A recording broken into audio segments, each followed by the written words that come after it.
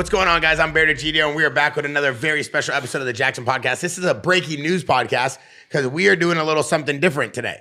Today, we are going to be reacting to, past fights that just happened recently in the UFC. And we're also going to be talking about a huge card coming up with Arman and Islam, Merab and Umar. Oh, my God. Moicano and Benil, Yuri and Jamal Hill, Holland, and RDR. And today, instead of Rampage, because we're going to be doing a lot of technical talk, we brought in the one and only Strikeforce UFC champion, Luke Rockhold, and we brought in a legend, Chuck Liddel. Yeah! Hey, Chuck, that mohawk gets better and better every time I see you. It doesn't lose a step. No, thank you. I don't know if it changes much, but yeah. I think it gets sexier and sexier. It's just more like silver. He said stop. Hey. You see, my compliment, he liked yours. He said stop. You're going a little too far with the sexiness. Hey, take it easy, fucking purple pink. Hey, today's Luke's first time, Chuck, running point because Rampage got a little food sick. So Luke's stepping in, but this is good because Luke is one of our favorite guys when it comes to technical talk. I want to talk off the break about one of the biggest fights I feel like all year we've been seeing hyped up is Kobe Covington and Joaquin Buckley. Luke, you sat on a podcast with Joaquin Buckley, and you were out here with us here at the Jackson Podcast. Kobe walking out with Hulk Hogan. There was a lot of hype going into this fight, Chuck. What did you think about this fight? I don't know. It was all right. I mean, I thought Kobe's tough. Yeah. He can take a beating. Yeah. I give it to him. He was still fighting, but he didn't roll up and quit. So I give him that, but not much more. I mean, I didn't expect much more from him, but yeah, no, I mean, I saw this fight, and I trained with Joaquin, and I've grabbed Kobe before at a nightclub. It just didn't seem like he was that big of a man. And Joaquin's a big, strong kid, and it's different. The guy's energy is in it too. He's like on his rise, and Kobe's been there. He's tough, and stylistically he could get taken down. I haven't seen it. Yeah, Kobe really. I mean, the last couple of fights, he hasn't really made a legit. I don't think he made a legit shot. Momentum is huge. Momentum in fighting. It's for sure. massive. But he's not setting anything up and taking a shot. He's a guy he needs to take down. Yeah, you got to set that guy. You can't just bully around a guy like that. But he can't just stand and box with this guy. But do we feel that Kobe is the same Kobe we saw a few years back when everybody thought he was going to be the next biggest thing? Or do we feel like his window's passed of his prime? Did everyone think that?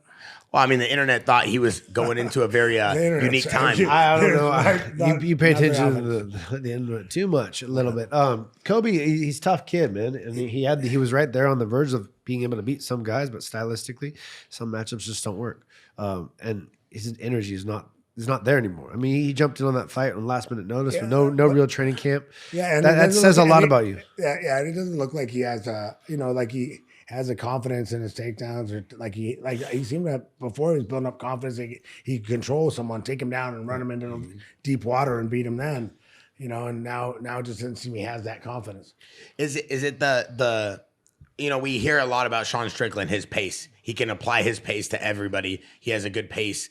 And I hear this word a lot. Like, do we feel that Kobe Covington, that was one of his biggest traits or his biggest strengths, was he had a great pace to him, but now he's not really using that? Is that what you're kind of getting at? Well, I mean, they always just talk about his endurance and the ability to keep going and going and going. And it just doesn't seem like he's forcing it. Mm-hmm. He showed, I mean, it's completely different styles of fighting. But I mean, he came in with no training camp and still went to deep water. Oh yeah, that's what I mean. He is in shape. I mean, I'm just saying, but he's not. It's different when you make a guy uncomfortable. Like you let a guy be comfortable. Yeah, you can. Most guys, if you let me be comfortable, I can stand out there all day. Yeah, but you let me just come in when I want to and go out when I want to and do what I want to do. I'll pick on you all day. Yeah. But you gotta make a guy uncomfortable. And Buckley moving up in weight. You think this is a good weight for him? Moving up in weight since he's moved up. Buckley moved down. I mean, Buckley went up to 185, and he was too small. And this is where he belongs. He's strong. He's big. He's powerful, and he's got the feeling, man. He looks like he's on his way to the top. Yeah, he looks sharp. He looked very sharp out there. What do we think about? Buckley obviously was 9 going into the fight. Kobe was 6 in the rankings. Like you said, Buckley moved down to welterweight. Excuse me, and like you said, he's strong. He's been here. You've trained with him. Do you think that he has what it takes to become a champion in this division? I think anybody at the top, that top of the division, you just never know. You know, it's like the guy's got power, he's got confidence. He's not bad in the wrestling in defense. There was a couple times he was a little complacent on the ground, but he got back up. I don't know, man. There's guys that are tough. I mean, they got Shakot Romanov. Can he out wrestle him? Can he do his thing with him? I don't know. In terms of fights, also a big fight that we saw, and this guy, you know, is very controversial, I would say, is Manel Kape. He's a Kape. He's a flyweight. He came on the Jackson podcast. Great guy. Ali helped him get on the podcast, set it all up with me. Good dude on camera, but a little wild, right? And then, you know, very humble, very respectful when he was here. But he talks loud. He was ranked 9 going to the fight. He was fighting Bruno Silva. What do you think about him, Luke? Tough kid. I've seen him. I saw he was training at AK Thailand a while back with Mike Swick, and so I was aware of him on my radar. And he's confident and he's slick. The other kid he was fighting was I picked him on my bookie and my choices. I went 2 for 3. Cub got it done. He got lucky. You know, Cub showed fucking grit, and he deserves it. But Manel, he's so much slicker. This other guy's he's dangerous, but he just throws with so much intention. Whereas the relaxation of Manel Kape, that's what you really have to worry about. That kind of shit is what scares, you know, fighters. Chuck, Rampage on a previous podcast, I forgot who we were talking to, but he talked about guys like yourself and him not being so tense during a fight and then kind of like, you know, tightening up a little bit before they throw a punch. You were very loose with your shoulders and you were still a heavy puncher. And we see a lot of guys like Luke was talking about on a previous podcast as well. They're so tense the whole fight, so they don't get that fluid movement. Jason Perillo was talking about it earlier this morning. Do you agree with that? Like staying loose during a fight? Definitely. I mean, you can't, when you're trying to throw everything so hard and there's no whip to it. And that's what really that snap, and it's slow, and then there's no whip to it. There's no that impact. It changes it from like I learned, like a guy taught me a jab, changed my jab a little bit, where I just changed it, made it snap a little more, and it made so much difference on how much that jab hurt people. So that whip comes from not being so tense during the fight and being able to release. It's being able to be relaxed and not trying to muscle everything, you're not trying to bomb everything. And you know, when you're throwing loose and you're throwing, you can throw. You're faster and you can see things clear. And you're things not come reactive. Yeah, you just start. It starts going. Yeah, you know? Yeah. I do feel like a lot of kids in today, like Luke's always in here in the gym, and I see Perillo constantly telling people, relax your shoulders. But even when we're watching the fights, Luke, you're constantly telling me, like, look how stiff this guy looks. But to me, obviously, I'm not a fighter, but I understand now when you're talking about the stiffness. Like, seems like Manel is very comfortable in there, and this other guy's really trying to get like that knockout. But it's interesting, Chuck, because you're known for throwing such a heavy hand. You would think that you would be the guy who would be so tense the whole time. But Chuck would get his back, and he's like this counter. He's here, and he's just like it's a whip. Yeah, it was a whip, and you know. I like power punches, but most of mine are made power by generating speed.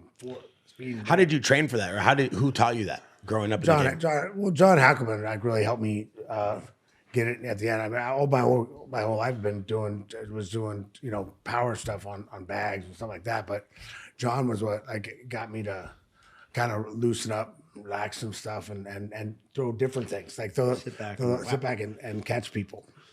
Yeah, I mean a lot of fight IQ comes from obviously experience, but you guys are, you know, a different generation. You kind of pioneered the game for us that we watch today, and I feel like a lot of the training techniques that you guys did. And your generation of UFC fighters and champions, is it a little bit different from what you're seeing in the modern day gym right now? Well, I mean, yeah. When we were starting, we were learning how to train it. Like when I was starting, guys didn't know how to mix it together. They didn't know how to spar together. Like, you know, they don't know what stance do you get in? Like, because if you're sparring like a kickboxer and then you wrestle like a wrestler, now when you fight, you're in the middle of that. So now what happens? Yeah. You know, so it was kind of, when get used to mixing it together and putting it all together was something we had to kind of learn. And that's everything. I think that's the element that really helps nowadays is guys are coming into the sport the first time, you know, even as kids coming up with a mixed style, being able to, and learning how to do it all together, put it all together. Luke, you talk about at AK a lot about you, DC, Kane, you know, Habib, that you guys had such a diverse training crew, such a diverse team that it made your camps a lot easier, or not easier, but a lot more fluid because everybody got to have input. Everybody was kind of iron sharpens iron. What was it about it? Was it the different techniques and styles, or was it everybody's look at the game was different? Different techniques and styles, but just hard asses. Every day, there's even when some guys were injured, you had such a lethal crew of people that you were always going to get pushed. Every day you walked into the gym, you had 3 or 4 guys that could push you to your limit, and they're different ranges of attacks. You always had to be on your toes, and that's the one benefit of a bigger team. You're always, it's the iron sharpens iron world, and you're walking in there. There's no off days. Did you have a lot of sparring sessions with Kane or DC? Who did you have more with? DC. Really? DC definitely. Yeah. Kane was not fun. Kane was like, I had to have Javier put a fucking leash on Kane, just ready to pull that bitch because, I would get to him a little bit in the first round, but his size and his veracity, I mean, he just had wrestling, striking, jiu-jitsu. He had everything. Where DC had wrestling, I could play a longer game and get off on kicks and strikes. He wasn't such a, then he'd take me down and like he couldn't do all that much. So I'd be able to get it back up and we'd have very competitive sparring. But Kane, it was like, fuck, he's bigger and he's just everything. That was at the time when Kane, there was nobody that could touch Kane. I mean, he was fucking insane. Yeah, that makes so sense. I was like, Kane's a monster. Pull the plug.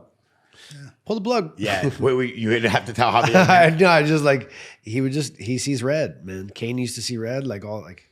The nicest, the nicest guy in the world. I frustrated him a couple times we sparred. I frustrated the hell out. And then he just Cain Velasquez? No, he couldn't take me down. Yeah, he couldn't take me down. And where would you spar with him? At our gym. Oh, really? They came down, but he was. I mean, it was 4-0. He was like 4-0 at the time. He just kind of come to the sport. Wow. I never got to do it once he got to where he got. How was Kane? He's a man. He's a beast, man. He's fucking tough. I can imagine sparring with those types of guys in the gym. I mean, I'm surprised that you guys were always so healthy. You had a pretty healthy crew with that many monsters in the gym. I mean, we got criticized for not being healthy at all. No, I mean, you yourself always talk about how you were healthy. You always had a full gym. You always had a full team. Yeah, I mean, I've been injured too a lot. I mean, I was injured for 19 months before I fought for the Strikeforce title. Yeah, I was training with Herschel Walker, and I fell, and he was like, he's very awkward working with different guy, different energy, different like kind of rhythms, and then we got caught in a body lock, and I didn't go for it fully, so I got caught in between and landed on my shoulder and just AC separation, and then that was it. But luckily, I didn't have to fight Matt Lindland because Matt Lindland stinks, smells like a fucking like a laundry. This guy has the worst rep for his smell and odor. Have you heard about Matt Lindland's smell? Oh yeah. He used to not shower for before a fight for weeks. So I want to jump. Honestly, I wanted to talk about those 2 fights just to see if you guys had any input on those 2 guys because I know the Kobe thing was crazy. I'm glad to see Joaquin Buckley doing phenomenal because he's a great guy. We had him on the pod. I think he's a phenomenal person. I think he's a good star too for the UFC. Manel Kape, he's, I think if he could just keep this up, he's going to do great. He was great on the mic after the fight.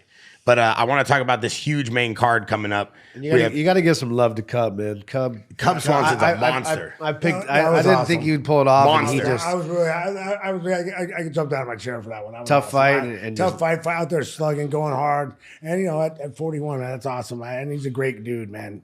Yeah, super nice guy. Cub's such a nice guy. So I love seeing that. That was awesome. Cub. One thing I want to talk about was his style going in this fight with the mustache, the feel, the look, the way he came out with his team. I feel like the guy is such a legend. And like Chuck just said, to be fighting and to win at 41 and that age and still showing how good he is. Luke, there's like that slickness you were talking about. Like he's just so calm in there. He's laughing at the guy. No, he's loose. He's loose and he's feeling it. He's gotten to that point. Where he's let go and he's going. Boom. See that? Like how quick and poppy that was? Yeah. Snap. That's what snap is. People just push their punches, but Cub's got the flow. Is the snap, is the force, and is the power of that generated because you're so loose so your body gets to go more into it, or because it just whips and comes right back? Like what makes it snappy? Or what makes it what makes it hit so hard? It's just like that. It's kind of it's hard to explain. Yeah. It's snap is looseness. It's shoulders. It's like it's letting your body rotate and letting that whip just turn over. Yeah, you're tight for just a split second. Bang. But the term, you always talk about this in the gym. You say the term like, punch all the way through. Like, is that because? But like, you're not punching all the way through. You're like punching and then you're letting it drop, let the hammer drop, at the end. It's different. It's like punching through, be like, and they push through. Yeah. No, you want to fucking punch and understand when to let it drop. When you understand, like, it's like almost like a golf swing. Like when you like let the fucking club head release. Yeah. It's the same kind of concept where it's just like you understand the technique of just letting the hammer drop. The snap's like describing like an emotion. Everybody has like their own feeling of what that means. That like rubber band moment. Coach Yogi, one of our boxing coaches, is always like more rubber band, more stretch, more pop. So I enjoy hearing the way you look at it, especially you, Chuck. I know you're just so legendary when it comes to those hands. So letting them fly like that, I can imagine how loose he must have been. Did you train mainly striking in the beginning days, or were you doing a lot of wrestling and jiu-jitsu and stuff? Wrestling. I did kickboxing for 5 years before I started MMA. Wrestling? Didn't you wrestle? I wrestled in high school and college. Yeah. And when I was done wrestling in college, to keep competing. So you wrestled first. But to keep competing, I did karate first. I started at 12. Yeah, we all did karate. But I did high school. I wrestled in high school and college, and then when I was done wrestling, I went on to do. I just did kickboxing for 5 years. Yeah, but the karate you did, not wrestling. The karate you did, it's not like the normal karate on the side of the street, right? It was like a different type of karate, right? Well, we did a lot of full contact, which is not normal for most places. We put on those old Bruce Lee, like puffy tiger claw gloves, and we had these headgear things on, and we just go beat each other. Yeah, because I've seen photos or videos of you. It doesn't look like you're doing normal karate. It looks like you're doing something wild. We're beating each other up. Yeah, we had about 20 or 30 guys that show up for sparring Tuesday and Thursday nights to beat each other up. And we do wall training. You'd have like three guys attacking one guy on the wall. And wait, what? we just funny. You ever do that? It was fun. It was fun. You would really enjoy the Iron Man drills. Come on, wait, shut up, Luke. Shut up, hey, shut up, Luke. Luke, shut up. Are we talking? Wait, what do you mean? Like that's a real drill? 3 versus 1 on the wall? Bro, Bear just got real excited. Yeah, he did. I want to hear about this drill. We're not doing the ball gag stuff right now. We're good. This is a different show. So we're talking about fights, bro. Well, training. That's the other show. Pull it back. That's what we're doing. Hey, Hobby, pull back the leash. All right. Jackson. I love Chuck. Say you're up on the wall. Say you're up on the wall and you're not trying to get taken down. Okay? Yeah. And then me and Chuck are running a train on you. But is it for? Oh my God! Wait, hey, rewind that. We got to talk about this so Luke can get off this weird subject. I want to see this knockout real quick from Cub. He deserves it, dude. I love the way he sets it up. The guy was turning away really weirdly. Whoa. It's just like a hook, like a check hook type of vibe, and then it goes right into a right. You know I love that comedy. That's a normal. Like I'm throwing that hook hard, and then I'll just tap. It's the wind. Hey, Luke, just for the video, so we can show the audience. Can you show the audience what that combination looked like? And Chuck, you can kind of narrate what he's doing to me. I want to show them what Cub just did to the guy. So he was here. You know, he's just waiting. The guy's turning. The guy's angling. So when he comes, he goes. Oh my! Yeah, exactly. I just chipped so I get him to move a little bit with this. I just want to move you with that a little bit, and then boom, bam. So this is just to kind of get them to go into this. Yeah. Oh wow. Honestly, let me try on here. Honestly, it's just like bang, and then bang. Yeah, it's one of those things like you do that. You throw this hard, so they have to respect it. Yeah, and then you go ba ba. Beautiful. Such a good technique. It looked phenomenal. The guy, obviously it worked, but I mean, just to watch him do it and how excited he Can I gets. see that one more time? Yeah.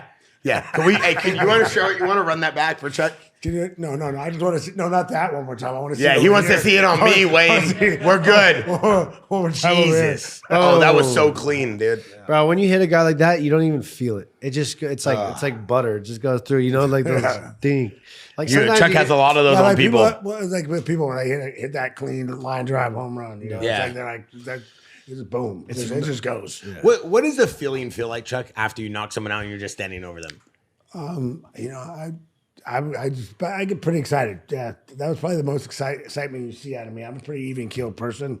I don't go up and down, like not a lot of highs and lows.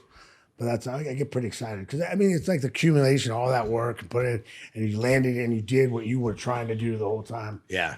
And you ended the fight the way you wanted to. Yeah, I feel like Luke. Nasty. Luke, you've talked about a lot that feeling, like karate combat, for example. You versus Joe Schilling, just going through a little bit of a battle. You had no camp, but then you hit that one shot, you land that one clean move, that one technique, and then you have that emotion. Like, what does that emotion feel like? It's a pretty damn good emotion. It's hard to explain. It's really hard to explain. It's work. It's everything. It's accumulation of all your hard work, and you felt that in a lot of ways recently. I know you've closed some nice deals for the fam, and when you hit that home run, it fucking feels. It feels. Everyone knows what it feels like to hit a home run. You know, when you put in a lot of work, and it wasn't just a surprise. You know, but you really you worked for it, and then it came to fruition in a special way. I mean, everyone who understands work understands what that means like. No, absolutely. It's every fighter has their own way of describing it. So it's always cool to kind of get an inside look, especially with us. I've known you guys for a long time, probably 10 years plus. So I always like to just BS a little bit with you guys and try to get a better inside look. One thing I want to go into before we go into this fight, we were trying to have Kevin Holland on the podcast. I don't know what ended up happening with him and Rampage, but we're still trying to get Kevin Holland on the podcast. So we have on the first middleweight bout of this card coming up, we have Kevin Holland and RDR. Luke, in this fight, who do you have and why? RDR. You have RDR over Kevin Holland? RDR is who? Have you seen? I haven't seen him. I haven't seen a fight. Anyone that's named RDR, I'm not sure if he's earned. It's Ryder. It's the Ryder. Isn't it the kid from One? Here, I'll pull it up. I'll show you. I think it's the kid from One. Okay, hey, Wayne. Speak his name before he has a. I don't think he's had a fight in the UFC, has he? I mean, I thought he was the One champion. I thought he was a monster, dude. The guy's 34 years old. I've seen him fight in One Shin. He's definitely not a monster. He's good on the ground, from what I understand. Okay. Kevin Holland. Why don't they have odds for him? I like Kevin Holland in this fight. I think Kevin's longer. He's lankier. This guy doesn't have great takedowns.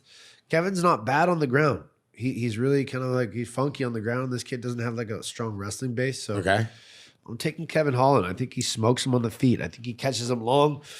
And as long as Kevin comes out, this is a fight where Kevin can look good. Okay.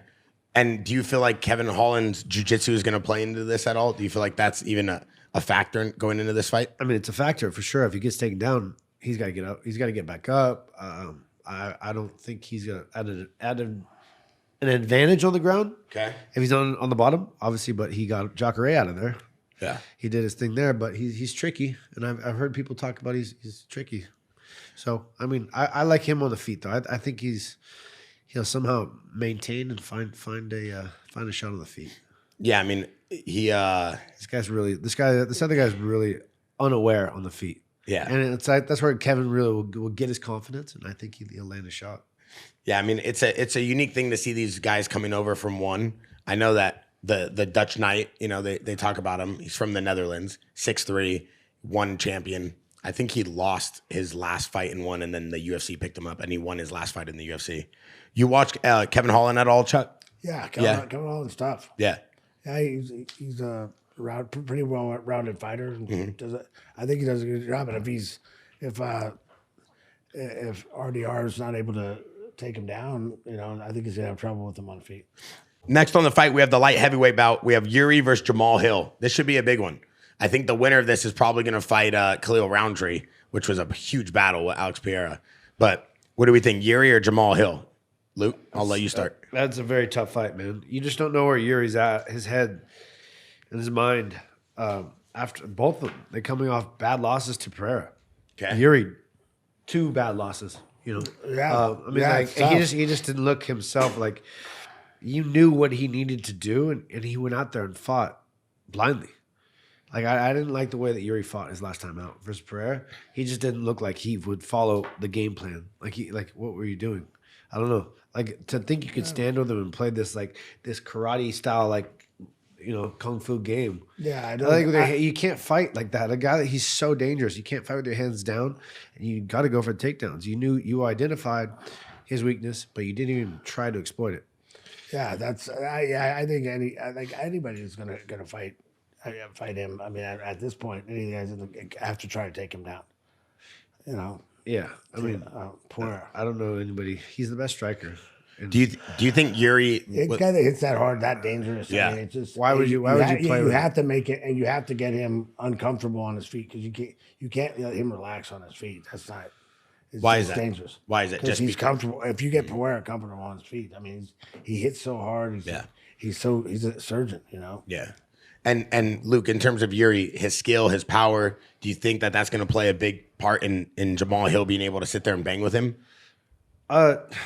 It's hard. I mean, Jamal Hill on the feet, I like him on the feet, but Yuri he used to find a way, but it's you never know how a guy's going to come back off a knockout loss, 2 knockout losses like that. It can change your style. Or he can just go back and try beating a drum, like beating a fucking dead horse. I don't know. Yeah, like technically speaking, do you think Yuri has better boxing than Jamal Hill? No. Jamal Hill's more dangerous. He's got pop. He's got power. He goes for the kill. So Chuck, who are you going to take in this fight? Jamal's got funky. He's weirdly athletic sometimes. Like he's hard to take down. You see the Glover fight. Yeah. He was able to get up and get his way, funks his way through a lot of things. Yeah. And he ends up finding his shot, the kill shot. But like I said, this is a rebuilding process for both of them, and you don't know. But I don't know. I might favor Jamal in this one. Yeah, I think I'm leaning towards Jamal too. Jamal Hill. Yeah. So I think it's a close fight. It just depends on who shows up for. Can depend on who shows up and where their mind's at. So for the Yuri Jamal Hill, it seems like both of you guys are taking Jamal Hill in that one. I'm leaning on Jamal from what I've seen lately. Cool. Next fight, we have Benil and we have Hinado Moicano, Money Moicano. Moicano's, he's been going a little crazy lately. He's got a great podcast. He's loud. People like him. Benil's a local. He's always in and out of here. He's very, very kind to us. Been on the podcast a few times. He trains over there at King's. He has his own King's, not the one that Rafael's at. He has another King's, I believe, down the street that he trains at. He also brought in a bunch of dudes in here, so he's always been very kind to us. What do you think? Who do you think is going to win this one, Luke? Like I said before, momentum. Momentum is huge in fighting, and Money Moicano has got the momentum, and he's playing his game. He's good pretty much everywhere, as is Benil. He's pretty good everywhere too, but I just like the energy right now for Moicano. I think he's more, his head is more in it. I think it's pretty evenly, even matchup when it goes to the ground, wrestling and stand up, really. But energy, I'm picking Moicano. Yeah. I mean, I don't know. Every time I go against Darush, he wins for some reason. But I would go with Moicano too. Yeah. Momentum. You guys always. Darush has lost 2 or 3 fights right now. Yeah. Right. And a lot of times you tough see fights, tough fights. But then when they're it's that downslide when they start losing them. Yeah, you guys always talk about momentum. I know we talked about energy. And look, and then a lot of times matchups like you get guys that are doing well. Like when you see, like even in football and anything, when the guys are winning, they find a way to win. Yeah, when you're on a streak winning, it's like for some reason they always believe they're going to win. They're always somewhere, and sometimes that manifests itself. Yeah, like 100%. They figure out a way. They're like losing, and they find a way to win.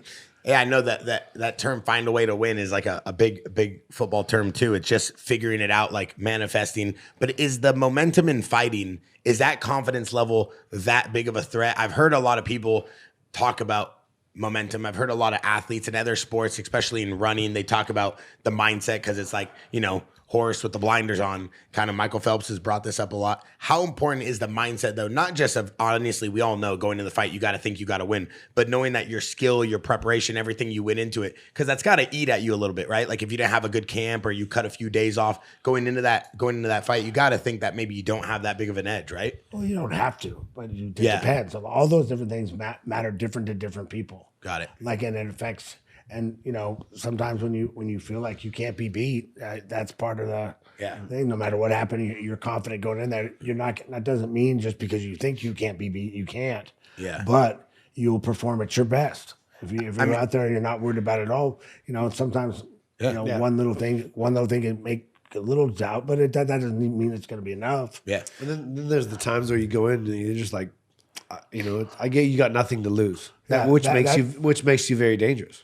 If you go in there with like just that thought process with like, you know, I can beat this guy. I mean, like I can beat this guy. And like I should lose, or I shouldn't perform my best. So I'm just gonna go out there and I'm gonna fucking let it go, and that makes you very dangerous. Yeah, that can too. Yeah, for sure.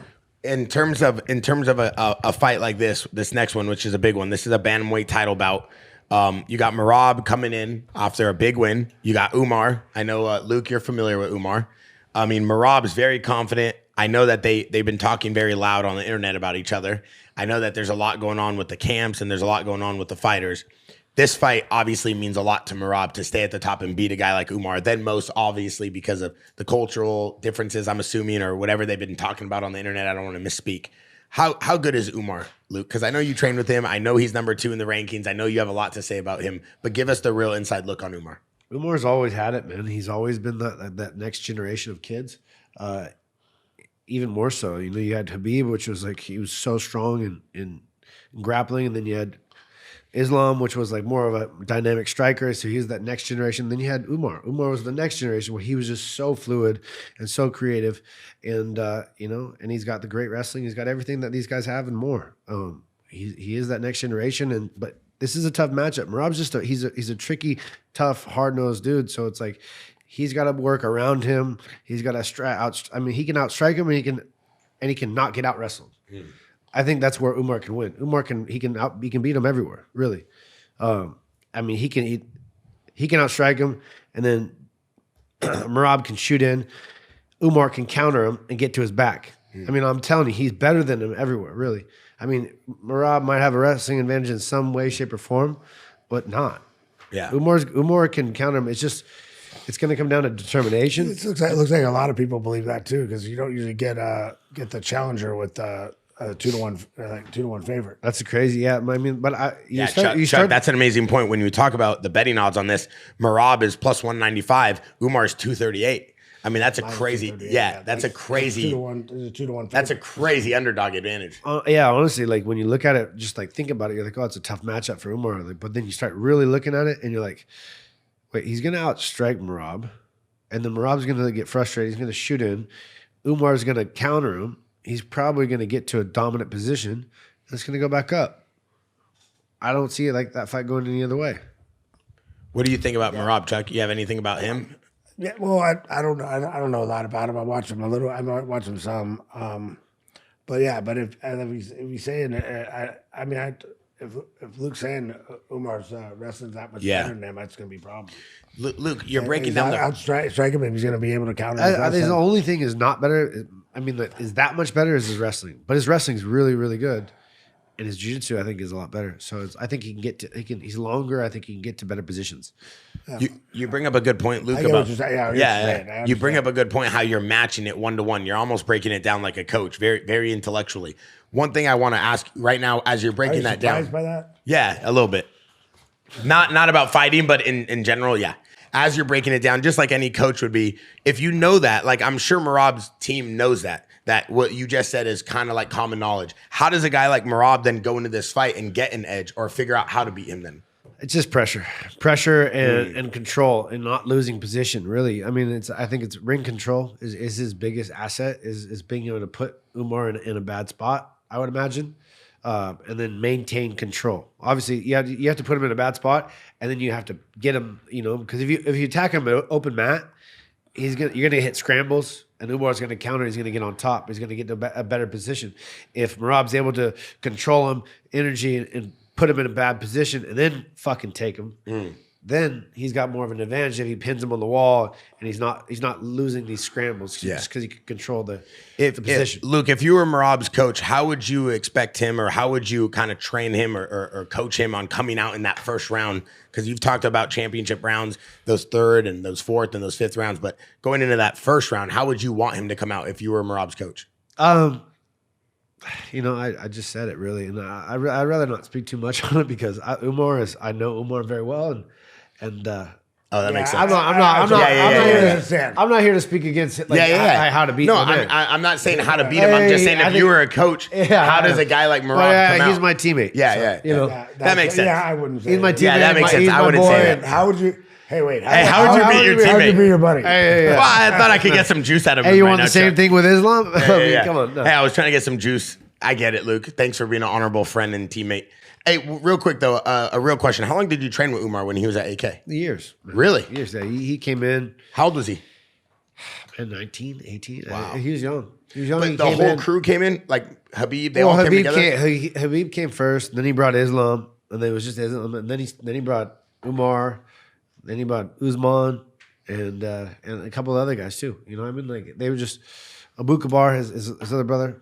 How good was Habib when he first came to AK? He's fucking tough, man. Really? He was very tough. You just like he showed up by himself, and we were just like, who the fuck is this guy? He's just tough, you know. He run around just like you liked his determination. You want to test this guy. The guy's confident in himself, and you know he was just there. So I was like, fuck. I kind of brought him onto my program, and like I was training for a fight, and he was getting ready for a fight, and so we started working out, doing the fucking night training, and just training together, and doing sprints together, and just working a lot. And you want someone to push you, you know. You always want to find someone as you get into training camp, someone who wants to push you harder and further.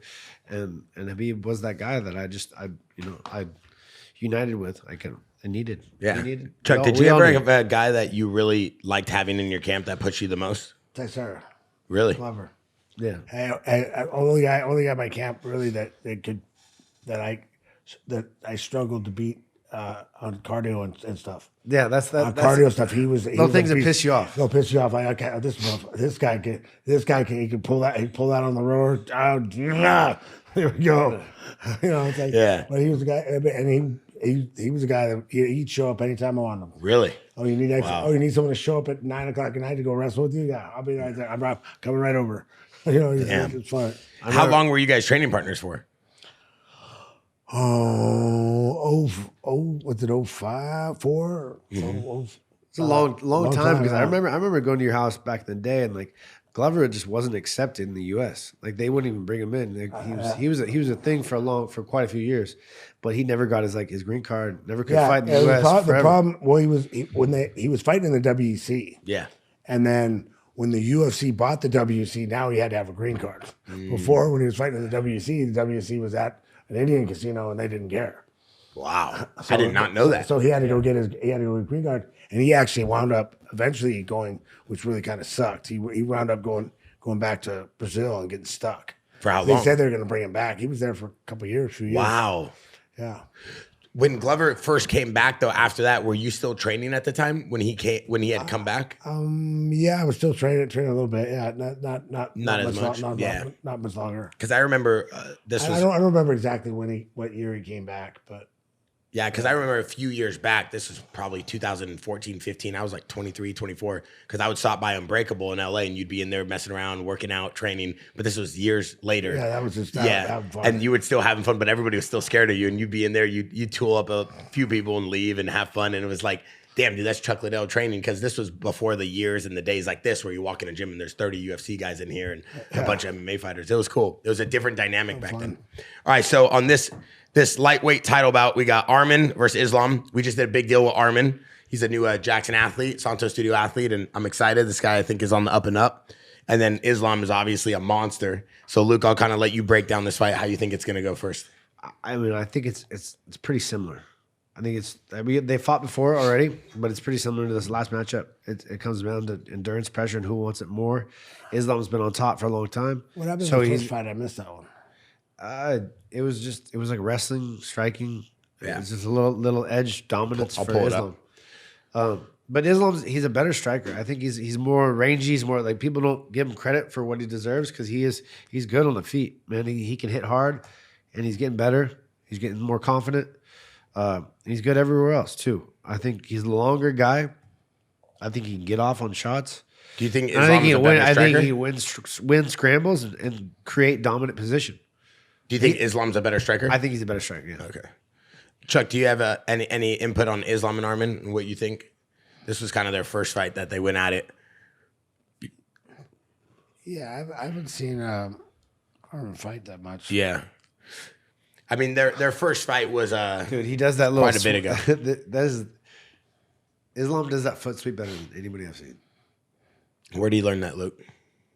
Taught him everything he knows. How good was Islam when you first came to the gym? He's very tough. He was tough. Very tough. Who would he spar mainly with at AK? Him and Habib got it really. Would Habib and Islam spar with other guys, or mainly their crew would all stay together? No. We had a good crew of guys that would just mix up like a good kickboxer and then a good wrestling.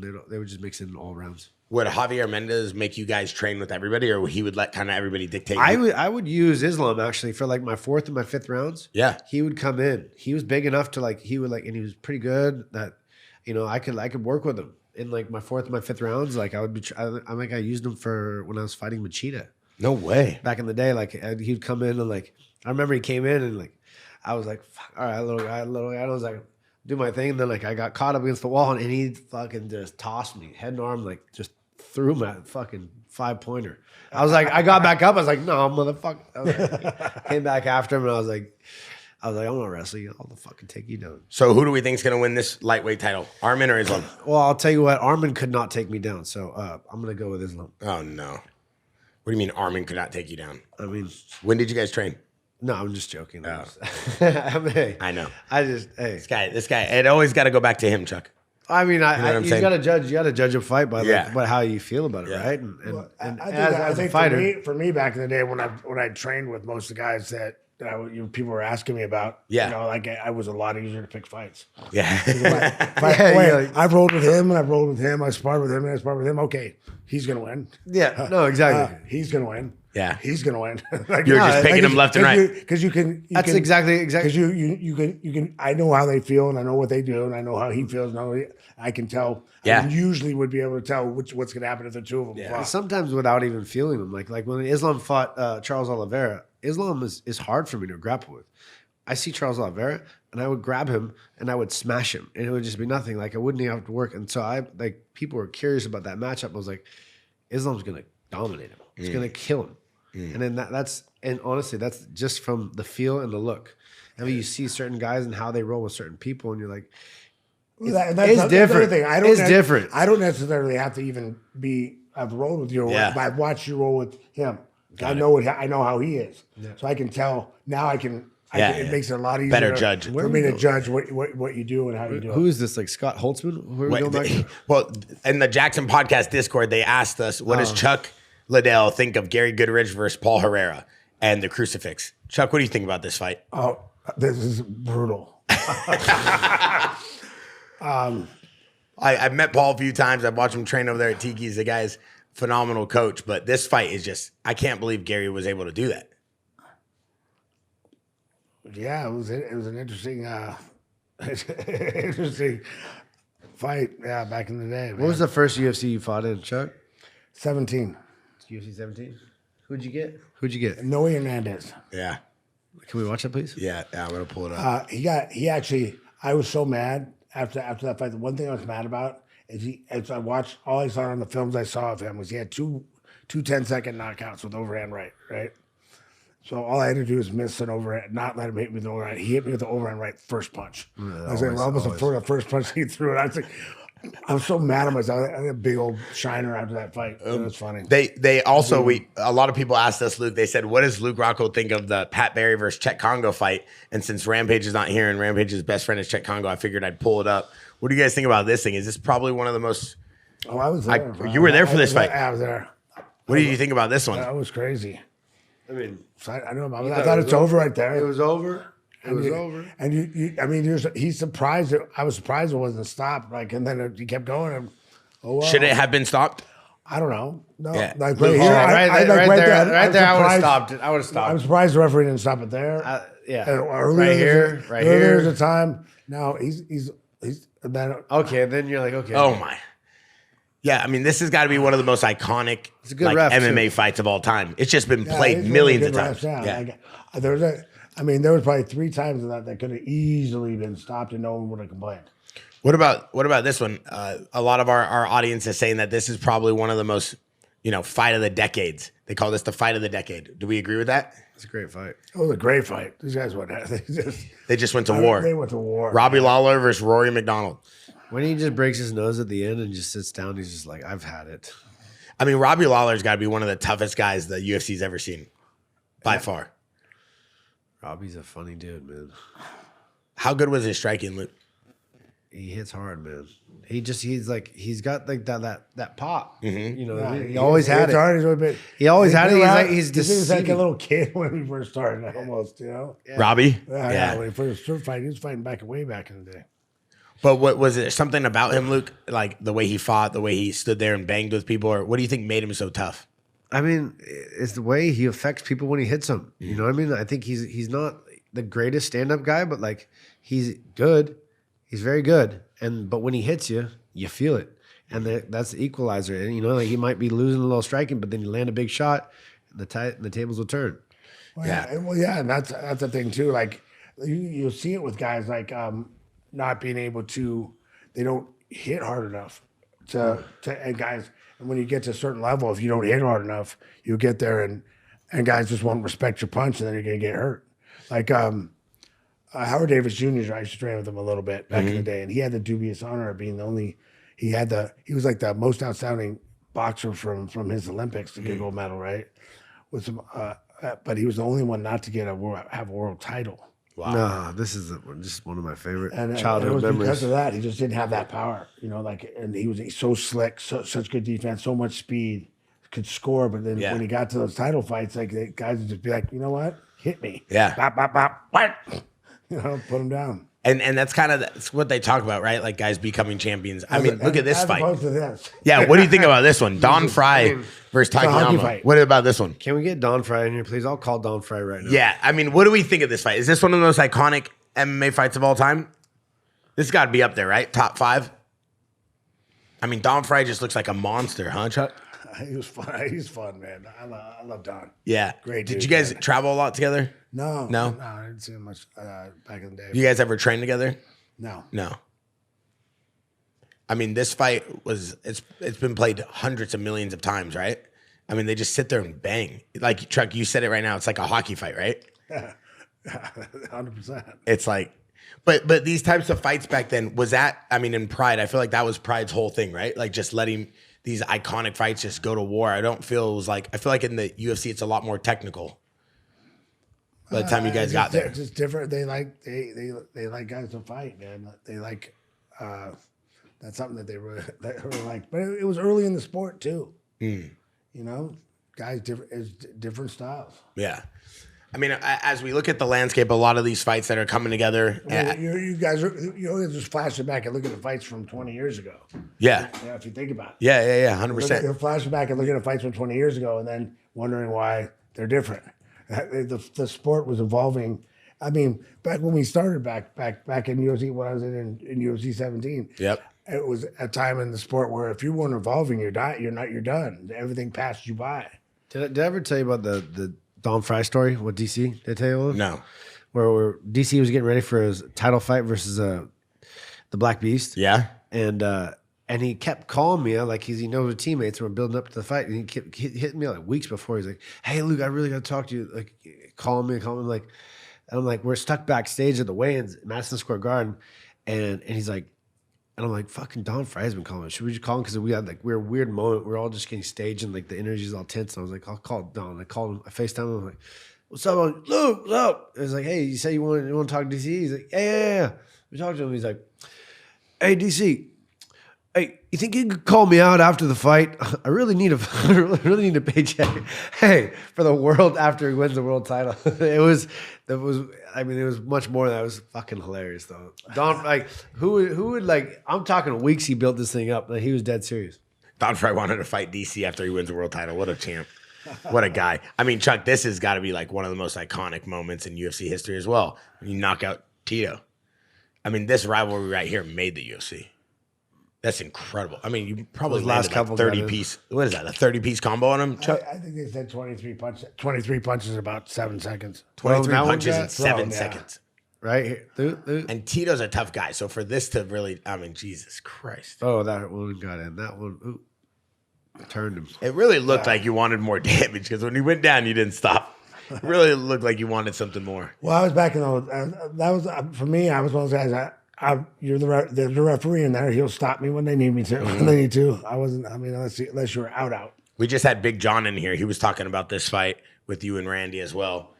Big John was giving us a lot of input. This is when, but you and Randy were friends before this fight, right? We were friends. Like when he got the first time we fought, when he got the call to fight me, he was at my gym. Oh yeah. He was training at my gym. Shut up. Yeah. I mean, that's gotta be one of the craziest things to get a call to fight one of your boys that you're training with.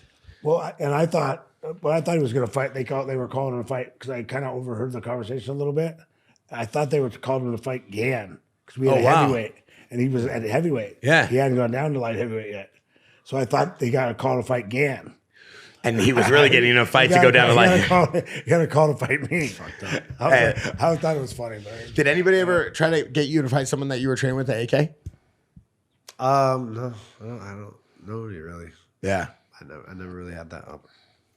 We tight family. This is our first main card kind of pre-show. We're going to be trying to do more of these and just breaking it down and bringing guys in here to kind of just run through this. These are bonus episodes. We hope you guys love this. We're just giving you a little inside behind the scenes look on a current UFC cards with MMA legends, Luke Rockhold, Chuck Liddell. Make sure you guys check out our brand new chains and all of the new JX1 watches that we just dropped. I appreciate you guys for watching. I'm Bear Degidio. This is the Jackson Podcast. See you.